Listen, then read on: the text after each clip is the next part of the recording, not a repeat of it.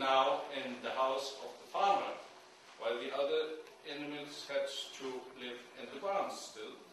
So overnight they wrote under that all animals are equal, but some are more equal than the others.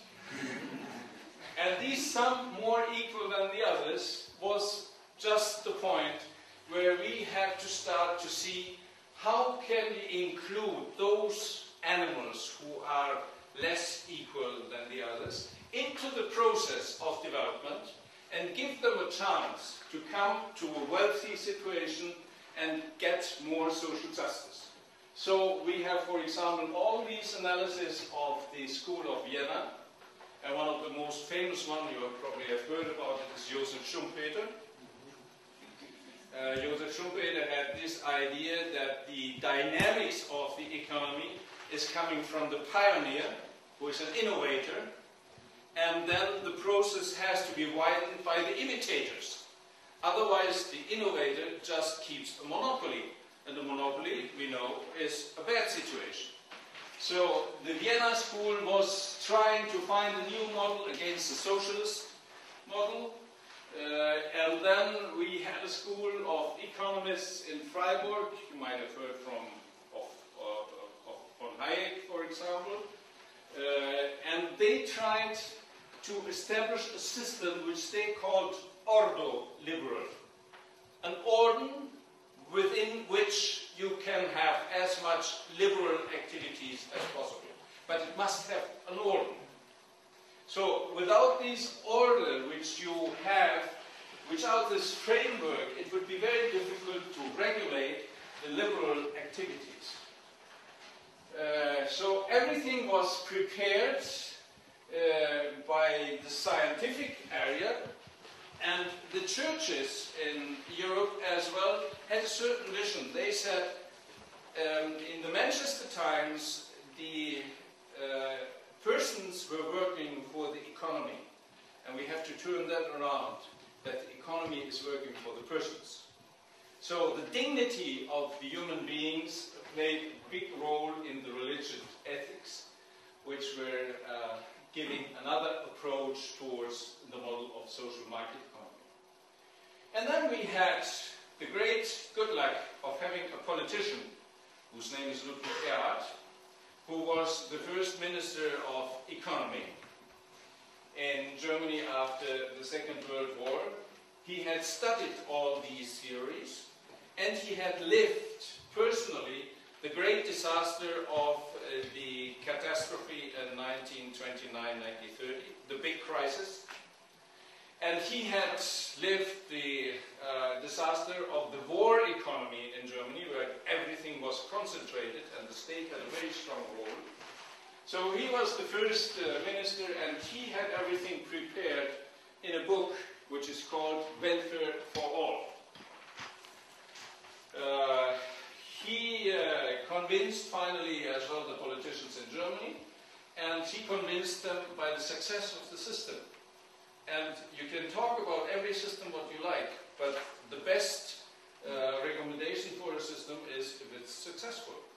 So the success of this system, of the approach of Erhard, was one of the points. And obviously the system has been modified by the interests of the entrepreneurs.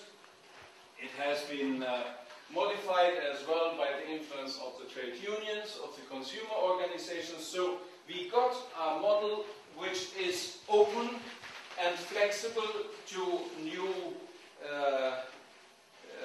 challenges, and it's based on three principles, general principles, which the Chinese, when I'm lecturing there, always qualify as the 3 S's, which is the self-responsibility, or the individual achievement spirit, the solidarity of the society, and the subsidiarity of the state.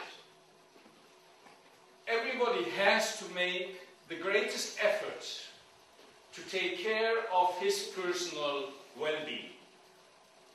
So the system has to give incentives that the people can't be lazy and wait that the others are helping them. But as I told you before, some of us are more equal than the others. Some of us have the great advantage of having parents who are giving much importance to the education of the kids, who might be a little bit richer. Some persons are healthier than the others, so they have better possibilities, obviously, to get a better status in the economy and in the society. But what we want is a society which is more or less equal in terms of wealth and more or less equal in terms of social justice. Now, probably we never will reach the ideal of that, but we have to strive to it, and solidarity of the society is one of the points who can make it reached. There is another point then, for example, in times of catastrophe, that the state has to come in, with some subsidiary activities. But the state plays an active role as well in promoting innovations. We have in the last 25 years quite a lot of this type of subsidies for innovations in the technological sense, and innovations, for example, in environmental aspects. Germany today is the greatest exporter of certain energy-saving instruments, of solar panels, of windmills. This all has to be subsidized in the beginning because the costs of these new activities were higher than the traditional production of energy. But as the society was convinced that we needed more environment-friendly activities, the state said, this is in the interest of the whole society, and therefore we subsidize it. So the art of the politicians really is to combine these three factors in an optimal way. If you only rely on the individual achievement spirit, then only the strongest ones will survive. This is the Darwinistic economy. If you have too much solidarity, then we always will find the so-called free riders who lean back comfortably and say, well, let the others do for me the things. So too much solidarity is as bad as only relying on the individual achievements. And if you have too much subsidiarity action of the state, like we had it, for example, in the central planned economy, then it means that the solidarity is dying down, and obviously the individual spirit of achievement is dying down. So for the politicians, for the governments, the real point is how to combine these three elements. Now, you ask every government in the world, and they say, oh, they are very fine general principles.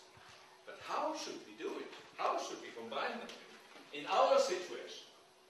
So, you have to go through different fields of the politics in order to see how you can adequate these principles. Now, as a definition, you can say that the social market economy is a system which is based on competition. We say normally you must have as much competition as possible and as much state activity as necessary. As much competition as possible, as much state activity as necessary. So the system is based on competition, but it has inbuilt factors for social society, for social justice and social compensation by the system of health, a system, for example, which gives access to everybody, at least at a good standard, and if you want a better standard, you can insure yourself in private insurances as well. As we have it, for example, in the unemployment security, as we have it, for example, in the pension system, in the working accident system. So these factors are part of the economic game, and they are not